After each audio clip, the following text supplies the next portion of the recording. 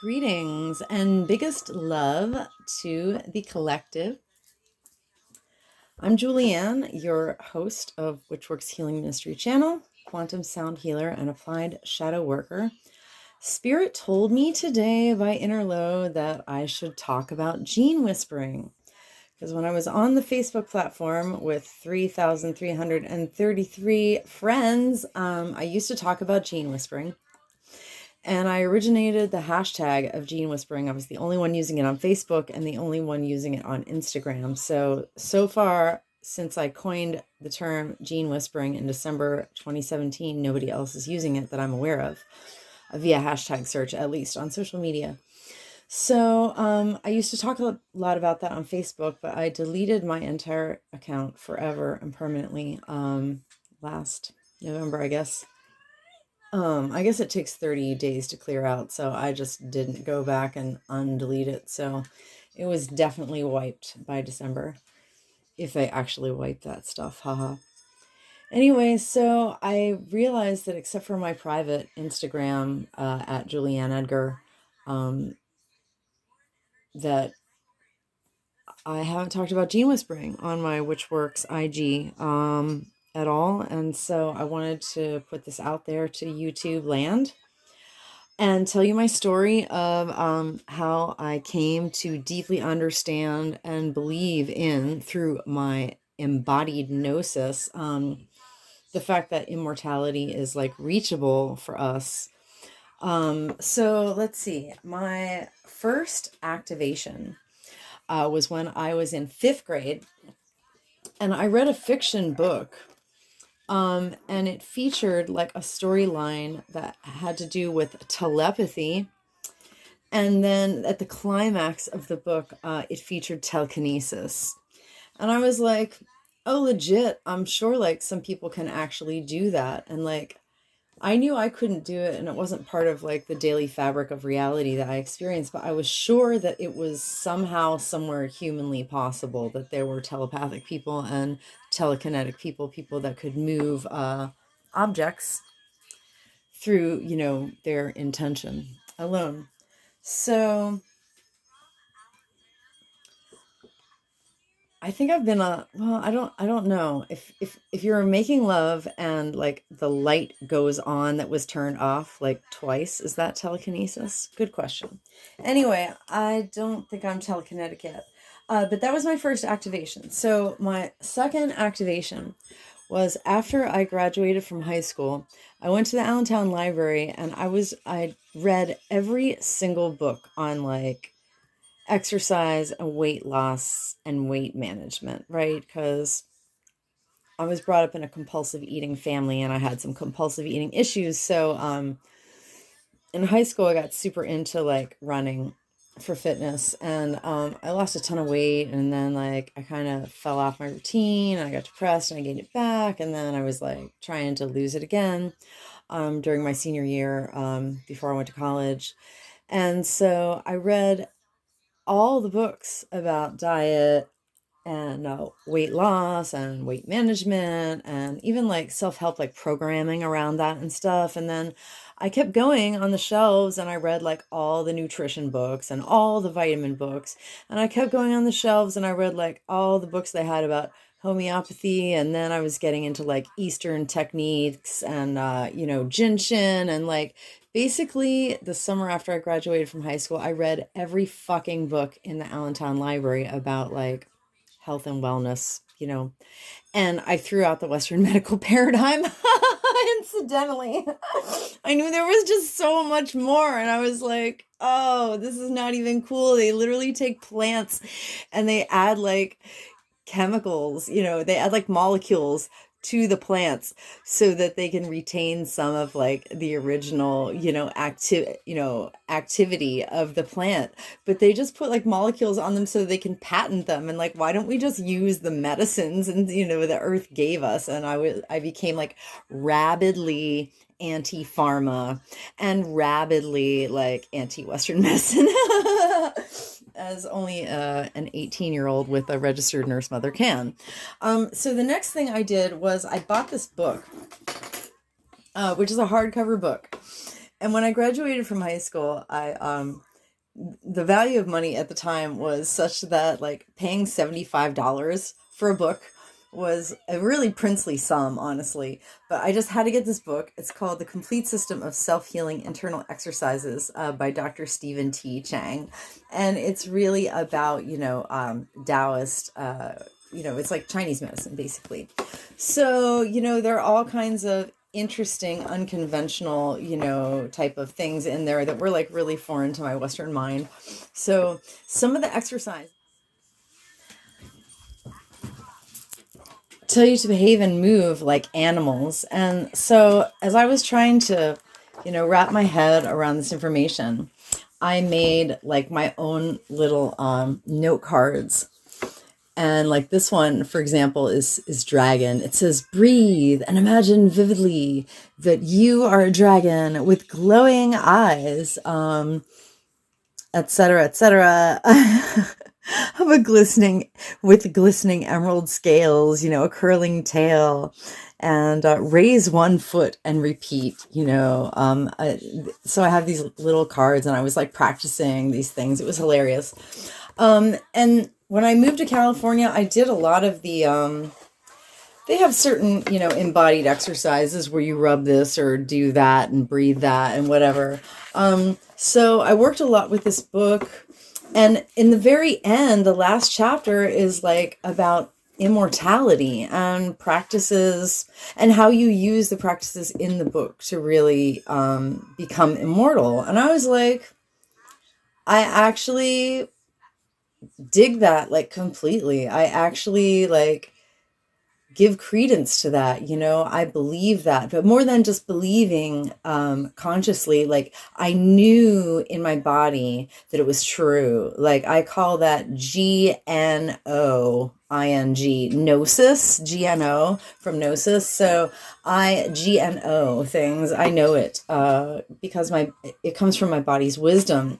All right, so that was my next activation. So my next activation was when I was in college, and I don't have the book here because I gave my last copy to someone that totally didn't deserve it, and I wish I had it now. Tom Robbins and I went to the same alma mater, which shall not be named because it's like the height of colonialism, and fuck my alma mater and decolonize Turtle Island, by the way. Okay, anyway, so, but I love this author. His name is Tom Robbins, and he writes fiction. And up to that point, I had been like really, really like, as a rising Virgo, I was kind of like a hardcore nonfiction junkie. I wanted to read books about like ideas and, ideas, people's thesis, people's theories, and so I got into reading some more fiction finally, and I was always like a super avid reader. So even while I was in college, like I was super passionate about just like reading a lot of books on my own time that had nothing to do with what I was supposed to be reading, which the books I read were even better. Anyway, so I read a lot of Tom Robbins books, and my favorite one by him is called Jitterbug Perfume. Run, don't walk. Make sure to grab a copy. Make sure to read it. It's amazing. So in the book Jitterbug Perfume, basically it introduces the concept of immortality practices through like,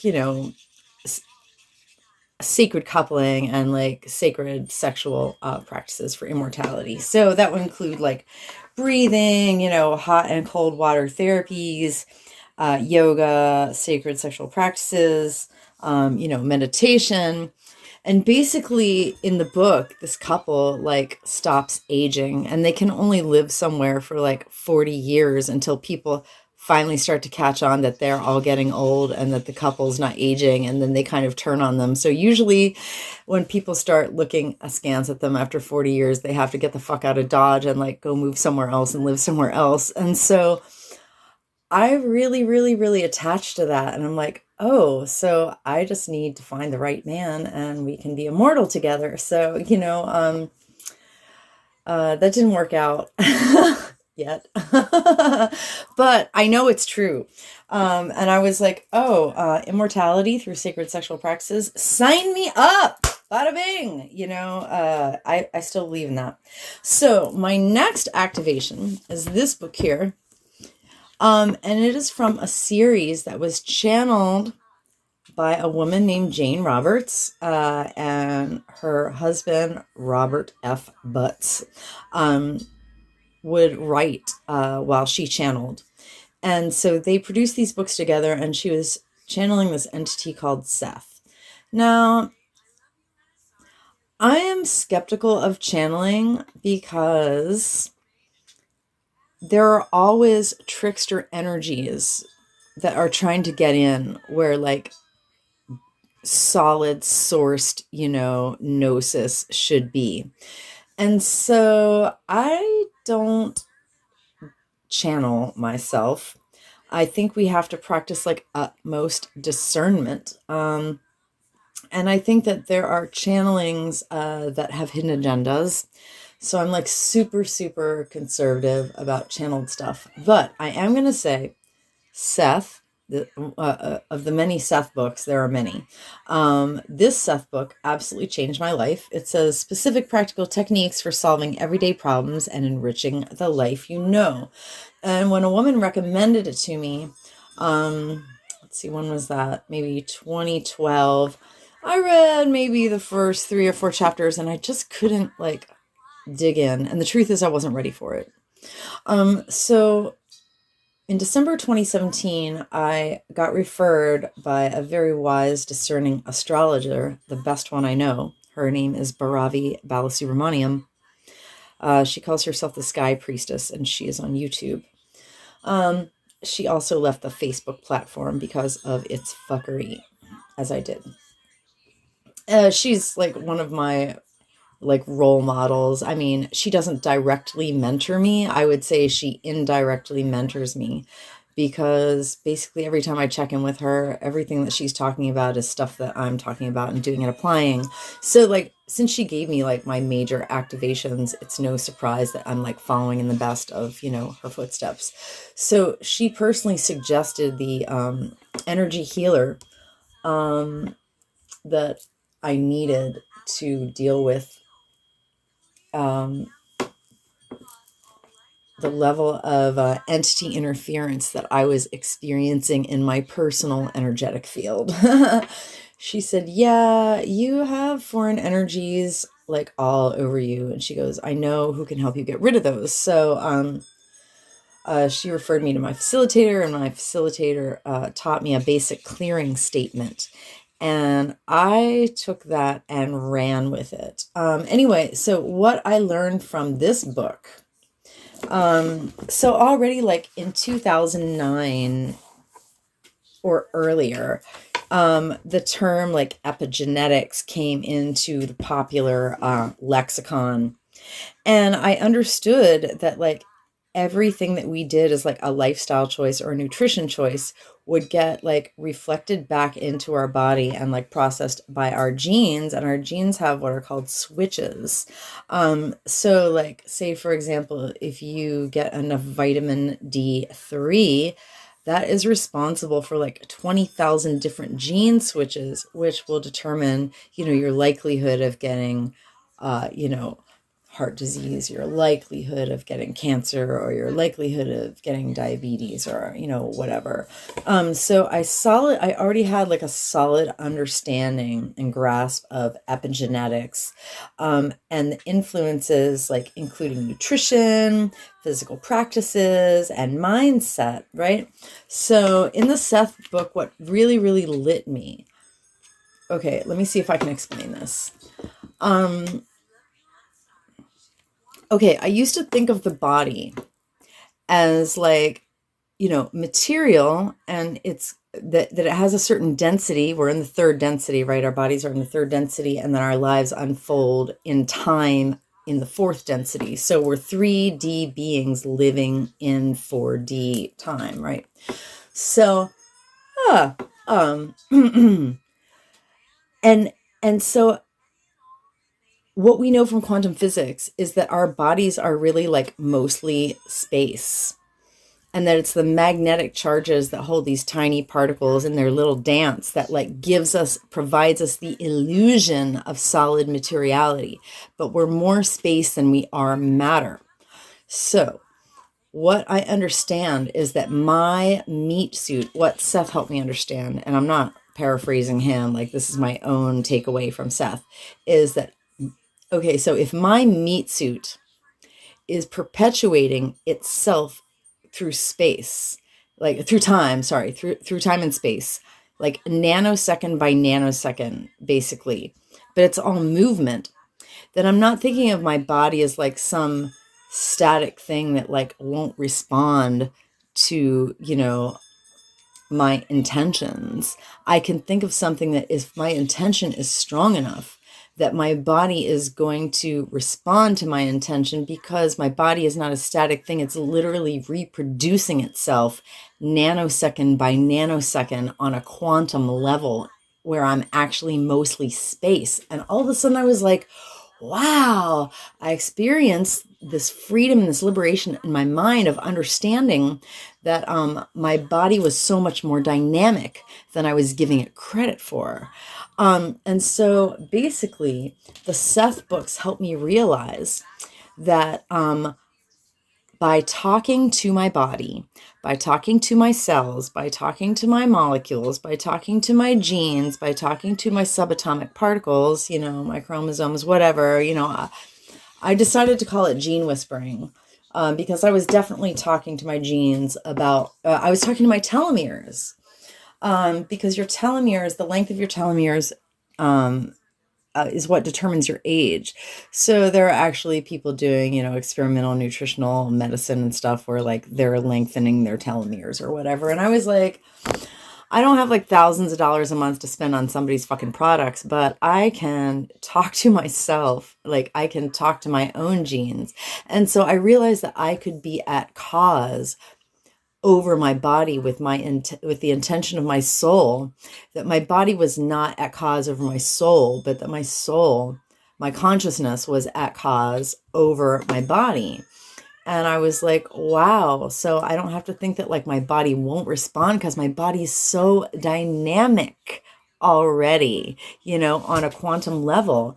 And so all of a sudden I just got this massively insane confidence. I was like, oh, well, okay. So in 2017, I decided that that 36 was the perfect age, and that I was going to age back to 36 and just stay there forever.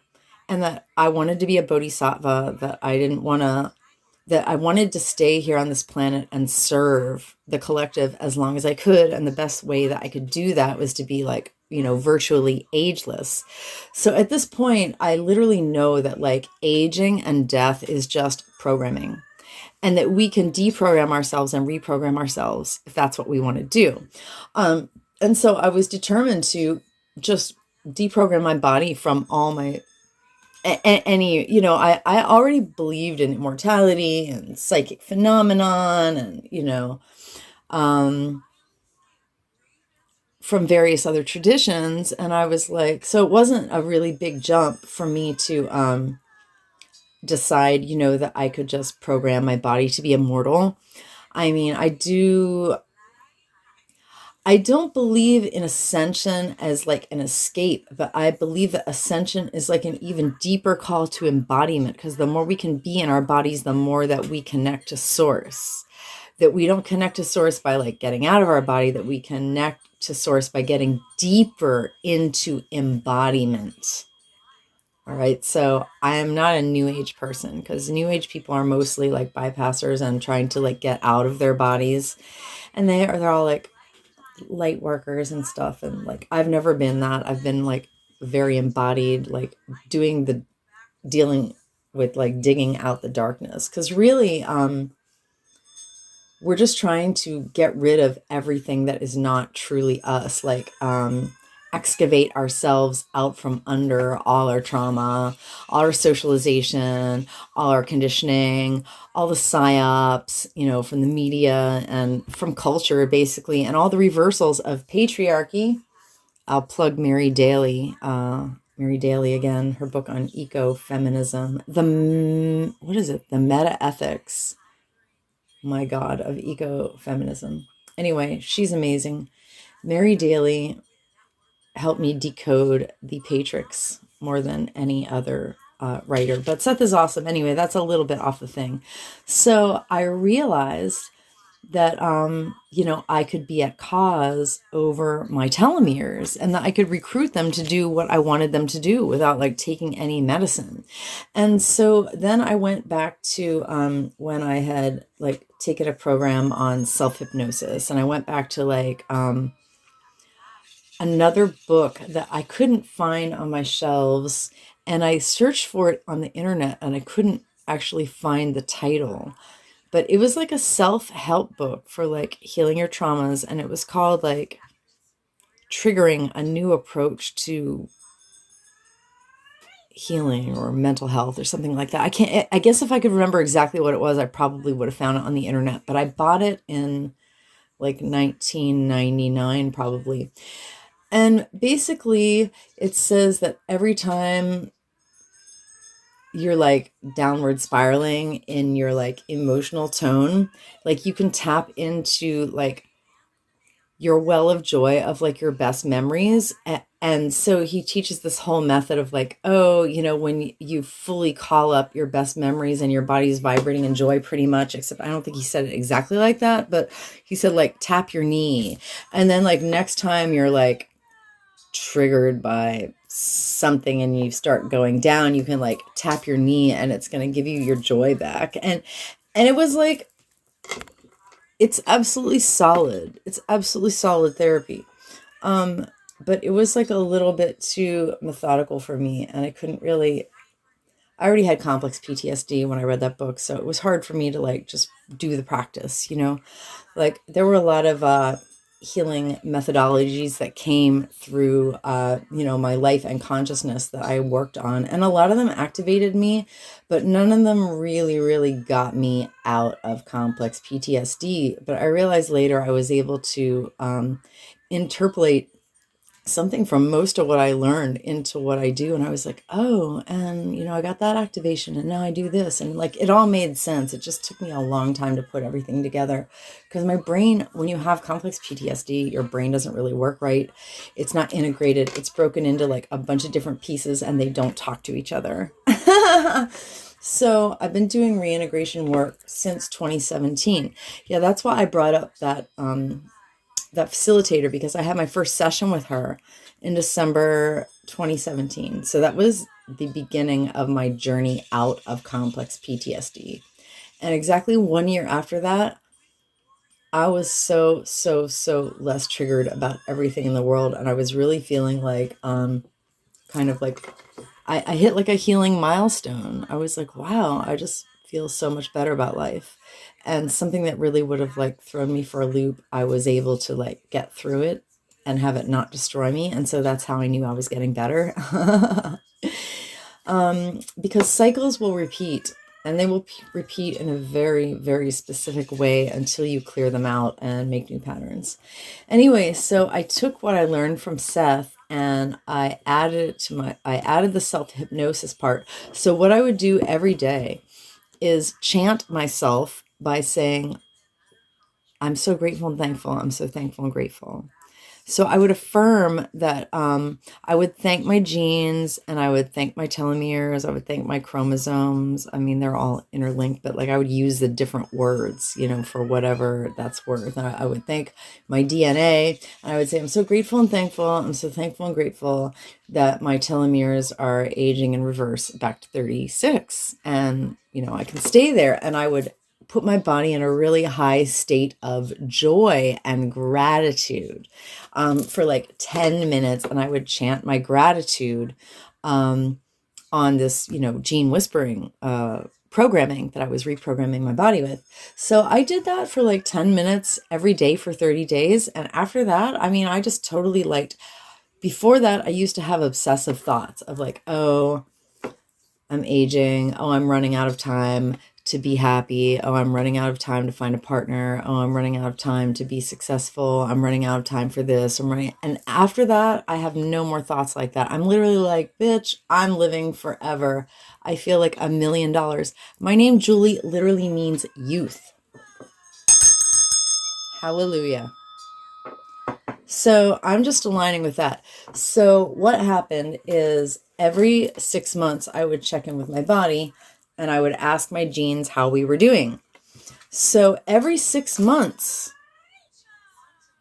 my body told me that I rolled back a year.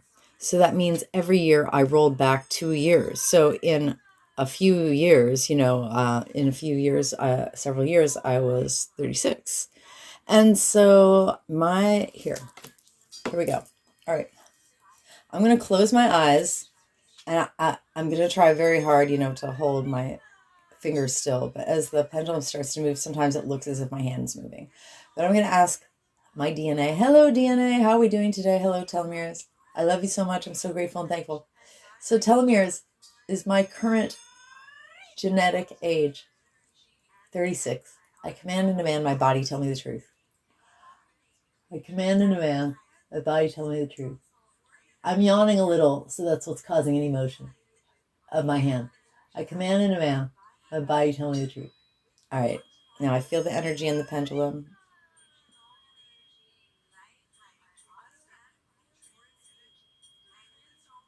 All right, that's a yes. When I open my eyes, like spirit actually goes into the pendulum and it starts moving itself. So that's a yes. My DNA says I'm 36. So I'm, fertile. I'm full of vitality. I had a lot of aches and pains circa 2017, and I mean a lot. And so 6 months after I started this protocol, all my aches and pains were gone. Sometimes I like to sleep in. But I believe that, when I need extra rest, it's because my body is like adjusting to energetic things. And so, I don't like blame myself, but like generally my vitality is like incredibly high. My stamina is fantastic. And I've been on like a pretty strict exercise regimen until just the past 2 months. I've had plantar fasciitis in my left heel. And so I had to stop. I was doing sprinting. I was sprinting every day and doing yoga and on the weight training and trampoline. And while my foot's been healing, I've just been kind of taking it easy. So it's almost healed. I'll be getting back to my exercise routine, but like I have explosive vitality. I can do anything, that I need to do in life. And so yeah, that's how it's going basically. I mean, my face could probably look a little younger, but the thing is, as long as my DNA say 36, like basically the more I just purify my nutritional and embodied immortality practices, and if I can ever get around to that the sacred sexual practices, I'm sure that I can look even 10 years younger than I do now, and I'm gonna look that way forever. Like, I don't think Spirit told me that I'm not going to experience death in this body, that basically that because of the ascension process and the new earth that's coming, that we're going to get new energy bodies, basically, that our rainbow bodies will become more activated and that our physical bodies will like generate themselves from the purity of our rainbow bodies. And so like aging isn't going to be the same in the future, So, I mean, maybe this body will die, but I feel like I'm just going to shapeshift into a higher energetic state. All right. Well, let me ask Spirit. All right. Am I going to experience the death of this mortal body as opposed to shapeshifting into a higher form? Am I going to experience the death of this mortal body? I command and demand my body tell me the truth. I command and demand my body tell me the truth. I command and demand my body tell me the truth.